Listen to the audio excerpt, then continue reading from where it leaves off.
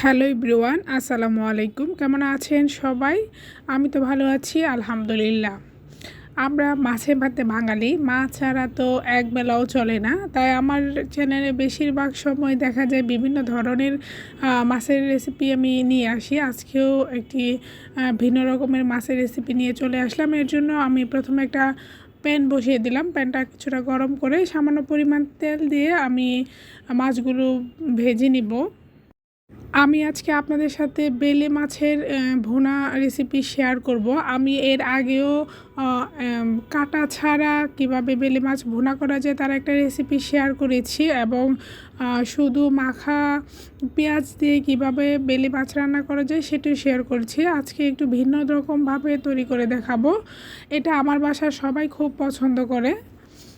তো আমি মাছগুলো দেওয়ার পর একটা পাশ যখন ভাজা হয়ে আসছে, আমি উল্টে অন্য পাশটাও ভেজে নেব। একদমই হালকাভাবে আমি ভেজে নিচ্ছি। মাছটা খুব সাবধানতার সাথে ভাজতে হবে, যেহেতু মাছটা খুবই নরম থাকে, ভেঙে যাওয়ার চান্স বেশি থাকে। আমি দুই ব্যাচে মাছগুলো ভেজে নিয়ে একই তেলে আমি পরিমাণ মতো পেঁয়াজ দিয়ে দিলাম। এখানে আমি প্রায় 1 কাপ পরিমাণ পেঁয়াজ দিয়ে দিলাম। যে কোনো মাছের ভুনার ক্ষেত্রে পেঁয়াজের পরিমাপটা যদি বেশি দেওয়া যায় তবে ভুনাটা খেতে খুবই ভালো লাগে। তবে আমি আজকে একটু ঝোল করেই রান্না করব, একদম শুকিয়ে ফেলবো না। পেঁয়াজটা দ্রুতই নরম হয়ে আসার জন্য এর মধ্যে আমি পরিমাণ মতো লবণ ব্যবহার করলাম। তাহলে দেখা যায় পেঁয়াজটা খুবই তাড়াতাড়ি ভাজা হয়ে যায়। আমি পেঁয়াজটা যখন হালকা ব্রাউন হয়ে আসছে পরিমাণ মতো পানি দিয়ে দিলাম, যেন পেঁয়াজটা পুড়ে না যায়।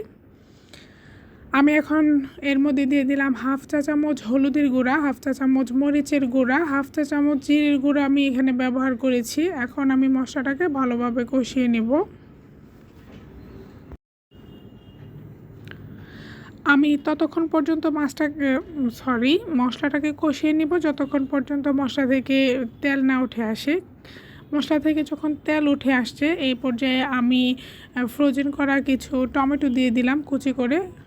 আমি এখানে একটা টমেটো ব্যবহার করেছি, একদমই কুচি করে নিয়েছি। এটা আমার ফ্রোজেন করা ছিল। টমেটোটা কিছুটা গলে আসলে আমি এর মধ্যে জলের পানি অ্যাড করে দিব। এই যে দেখতেই পাচ্ছেন টমেটোটা একদমই গলে গিয়েছে। এখন আমার পরিমাণ অনুযায়ী ঝোলের পানি দিয়ে দেব।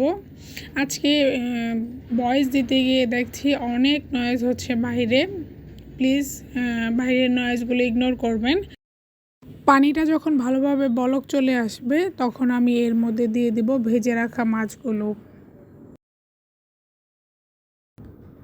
মাছটা আমি কিন্তু একদমই অল্প ভেজেছি, একদম ভেজে আমি লাল করিনি। আমি সবগুলো মাছ দেওয়ার পরে আস্তে করে মাছগুলো আমি ঝোলের সাথে মিশিয়ে নিব। খুবই আস্তে কাজটা করতে হবে, নাহলে দেখা যাবে মাছগুলো ভেঙে যাবে। আবারও বলছি, বেলে মাছ খুবই নরম, এটাকে সাবধানতার সাথেই নাড়াচাড়া করে নিতে হবে। আমি ঝোলের সাথে মশলার সাথে মাছগুলো ভালোভাবে মিশিয়ে নেওয়ার পর একটা ঢাকনা দিয়ে একদম মিডিয়াম আছে 5 থেকে 7 মিনিটের মতো জাল করে নিব। 5 থেকে 7 মিনিট পর আমি ঢাকনাটা উঠিয়ে আবারও কিছুটা নেড়ে চেড়ে দিচ্ছি। আমার ঝোলের পানিটা কিছুটা টেনে আসছে এ পর্যায়ে, দেখতেই পাচ্ছেন। এর মধ্যে আমি সামান্য পরিমাণ ভাজা জিরে গুঁড়ো দিয়ে দিলাম। আমার রান্নার প্রায় শেষের দিকে চলে আসছে। আমি জিরের গুঁড়োটা দেওয়ার পর ভালোভাবে নেড়ে চেড়ে দিব, তাহলে যে ভাজা জিরের যে সুন্দর একটা ফ্লেভার মাছ এবং ঝোলের সাথে ছড়িয়ে যাবে।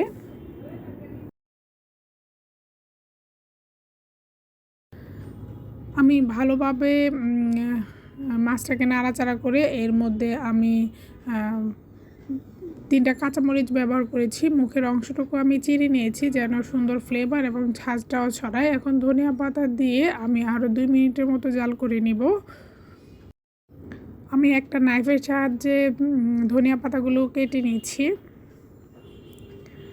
ধনিয়া পাতাগুলো দিয়ে আমি একটা স্প্যাচুলারের সাহায্যে নেড়ে চেড়ে দিব ভালোভাবে।